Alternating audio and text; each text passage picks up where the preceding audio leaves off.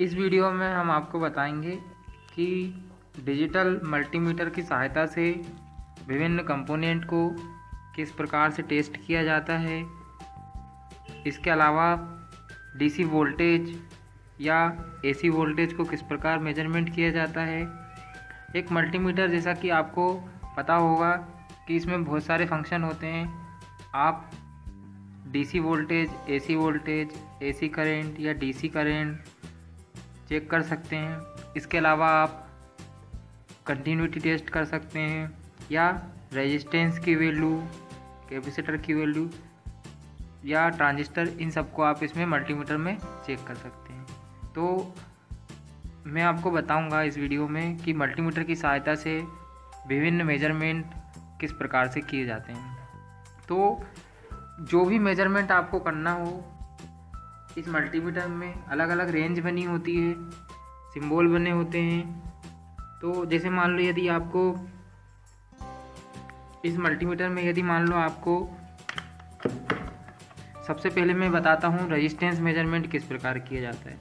तो इसमें रेजिस्टेंस में आप देखेंगे कि यहाँ पे ओम का चिन्ह बना हुआ है। रेजिस्टेंस को हम ओम में दर्शाते हैं, ये ओम का चिन्ह बना हुआ है।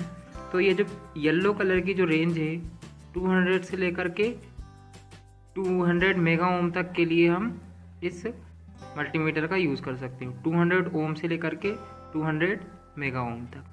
इसके अलावा यदि आपको ट्रांजिस्टर का HFE पता करना हो तो हम ट्रांजिस्टर को यहाँ लगाते हैं। ट्रांजिस्टर की 3 टर्मिनल, एमीटर, बेस और कलेक्टर, इनको क्रमशः इस सॉकेट में लगाएंगे तो आपका जो मीटर है वो HFE की वैल्यू दर्शाता है।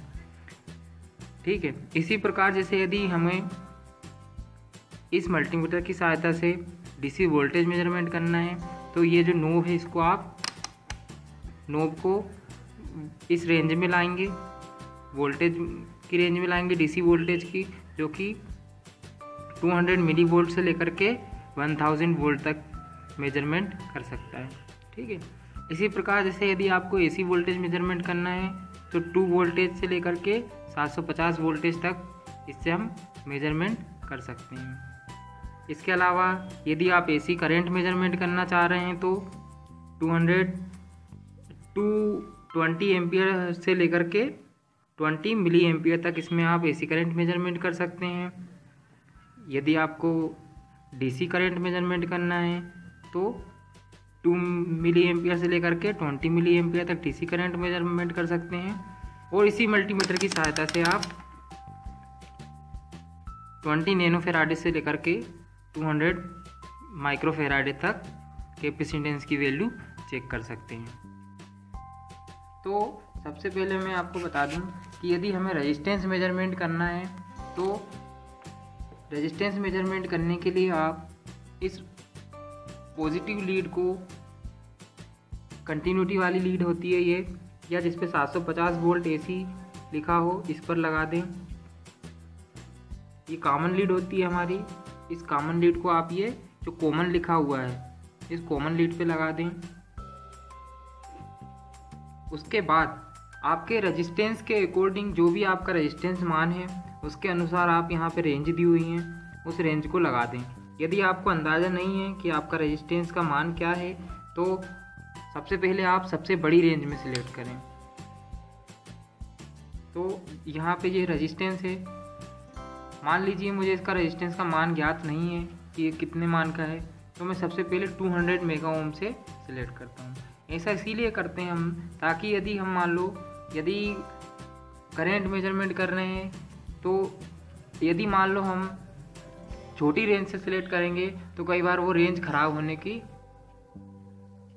संभावना रहती है। इसीलिए हम क्या करते हैं कि सबसे पहले सबसे बड़ी रेंज से सिलेक्ट करते हैं।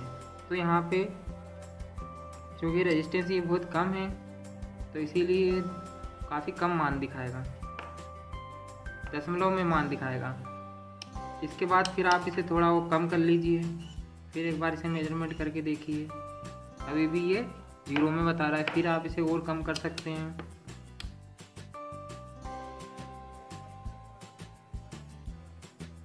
तो ये देखिए आखिरी में हमारा रेजिस्टेंस जो है ये 14.8 ओम बता रहा है। ठीक है।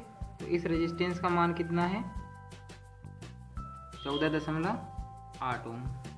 ठीक है, इस प्रकार से इसमें पोलैरिटी की कोई समस्या नहीं है आप, क्योंकि रेजिस्टेंस से ये पोलैरिटी होती नहीं है। इसमें किसी भी तरफ लगाकर आप इसमें पॉजिटिव लीड को और किसी भी तरफ नेगेटिव लीड लगा करके आप कैपेसिटेंस का मान मेजर कर सकते हैं। तो ये तो हुआ कैपेसिटर का मान मेजरमेंट। इसके अलावा जब आपको कैपेसिटेंस की वैल्यू चेक करना है तो कैपेसिटर के लिए भी इसमें 220 नैनो फेराडे से लेकर के 200 माइक्रो फेराडे तक की रेंज दी हुई है। तो जो रेजिस्टेंस है आपका जिसका मेजरमेंट करना है उसकी आपको एक रेंज पता होती है कि कितने रेंज का कैपेसिटर हो सकता है। तो आप उसके हिसाब से जो रेंज सिलेक्टर स्विच है उसको प्रॉपर रेंज पर लेके आएँ। ठीक है, तो इसे हम कैपेसिटर में पोलैरिटी होती है। कैपेसिटर में एक टर्मिनल जो होता है वो पॉजिटिव का होता है, दूसरा टर्मिनल नेगेटिव का होता है। ये इलेक्ट्रोलाइटिक कैपेसिटर है।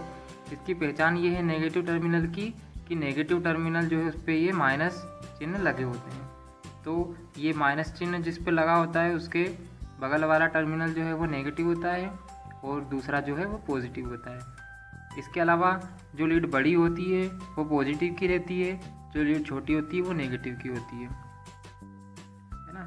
तो हम क्या करते हैं, जो पॉजिटिव लीड है उसको पॉजिटिव टर्मिनल को मल्टीमीटर की पॉजिटिव लीड से लगाते हैं और नेगेटिव टर्मिनल को नेगेटिव लीड से लगाते हैं।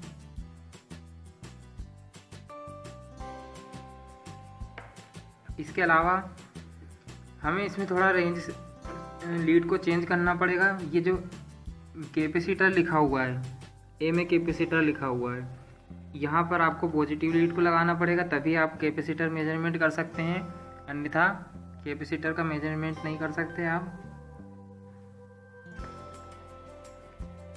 ये देखिए, ये 11.1 माइक्रो फेराडे बता रहा है, ये कैपेसिटर का मान है। ठीक है, इसके अलावा आप इससे डायोड की टेस्टिंग कर सकते हैं। डायोड की टेस्टिंग करने के लिए आपको इसे पुनः कंटिन्यूटी पे लगाना पड़ेगा। कंटिन्यूटी पे लगा करके रेंज सिलेक्टर स्विच को वापस आप कंटिन्यूटी पे लेके जाएं। इसके बाद हमारा जो डायोड होता है, डायोड में आप जानते होंगे कि डायोड फॉरवर्ड और रिवर्स बायस होता है। तो जब हम इसे फॉरवर्ड बायस करेंगे तो फॉरवर्ड बायस के लिए हम क्या करते हैं, पॉजिटिव को इसके डायोड के पॉजिटिव से लगाते हैं और नेगेटिव को नेगेटिव से लगाते हैं। तो उसमें आप देखेंगे कि ये कुछ डिजिट बताता है, मतलब कुछ कंटिन्यूटी बताता है। जब हम इसकी लीड बदल देंगे तो ये बिल्कुल इसमें कोई डेविएशन नहीं होता, कोई मान नहीं दिखाता ये। ठीक है, अगर इस प्रकार की कैरेक्टरिस्टिक, इस प्रकार के सिंबल, यदि चिन्ह आपका डायोड दिखा रहा है तो डायोड सही है। यदि ये दोनों तरफ कंटिन्यूटी दिखाता है, दोनों पोलैरिटी में यदि ये डिजिट्स दिखाता है तो इसका मतलब है कि आपका डायोड जो है वो ख़राब हो चुका है। तो इस प्रकार हमने देखा कि कैपेसिटर की सहायता से किस प्रकार से कंपोनेंट टेस्ट किए जाते हैं। इसके अलावा यदि मान लो आपको कंटिन्यूटी टेस्ट करना है तो कंटिन्यूटी के लिए आपका सिंपल, जब हम किन्हीं दो कंडक्टर के बीच में जिसके बीच में कंटिन्यूटी टेस्ट करना है, सबसे पहले तो आप रेंज सिलेक्टर स्विच को कंटिन्यूटी पे लेके आएँ। कंटिन्यूटी पे लेके आने के बाद इसे जब जिस भी टर्मिनल पे आपको कंटिन्यूटी टेस्ट करना है वहाँ आप टच करेंगे तो ये वीप करेगा। यदि वीप नहीं करता है तो इसका मतलब है कि उस वायर के बीच में या उस टर्मिनल के बीच में, उस कनेक्शन के बीच में कंटिन्यूटी नहीं है, कंटिन्यूटी ब्रेक हो चुकी है। ठीक है, अब हम आपको बताएंगे कि इसी मल्टीमीटर की सहायता से डीसी वोल्टेज किस प्रकार से मेजरमेंट किया जाता है। ये एक बैटरी है, बैटरी डीसी का सोर्स होता है, इसका मेजरमेंट वोल्टेज का किस प्रकार करते हैं वो हम बताएंगे। लीड को आपको चेंज करने की ज़रूरत नहीं है वोल्टेज मेजरमेंट के लिए, ये आपका कंटिन्यूटी वाले में ही लगा रहेगा पॉजिटिव लीड, और नेगेटिव जो है वो कॉमन में लगा रहेगा। इसके बाद आप क्या कीजिए कि जो वोल्टेज की रेंज है, इसको रेंज सिलेक्टर स्विच को इस वोल्टेज की रेंज में हमें लेकर आना पड़ेगा। इसके लिए आप, ये बैटरी हमारी 12 वोल्ट की होती है, तो हमने रेंज सिलेक्टर स्विच को 20 वोल्ट पे सेट किया हुआ है। ठीक है, अब आप बैटरी के पॉजिटिव टर्मिनल पे मल्टीमीटर का पॉजिटिव लीड लगाएंगे और नेगेटिव पे मल्टीमीटर की नेगेटिव लीड लगाएंगे। तो आप देखिए हमारा जो मल्टीमीटर है वो 8 वोल्ट बता रहा है ना। इससे पता चलता है कि जो हमारी बैटरी है इसका वोल्टेज जो है 8 वोल्ट है। ठीक है, इसी प्रकार से यदि आपको AC करंट मेजरमेंट करना है इसी मल्टीमीटर की सहायता से, तो आप इस मल्टीमीटर को प्रॉपर रेंज में सिलेक्ट करें। टर्मिनल बदलने की हमें ज़रूरत नहीं है।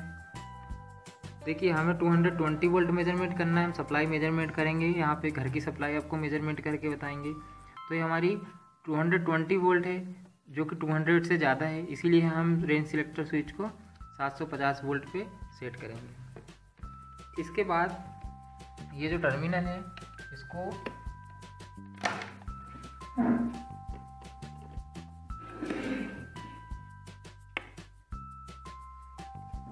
तो ये देखिए हमारा जो मल्टीमीटर है ये 230 वोल्ट बता रहा है, जो कि इस समय हमारे घर की सप्लाई आ रही है। इस प्रकार हमने समझा कि मल्टीमीटर की सहायता से किस प्रकार विभिन्न राशियों का मापन किया जाता है और किस प्रकार कंपोनेंट को हम चेक कर सकते हैं। धन्यवाद।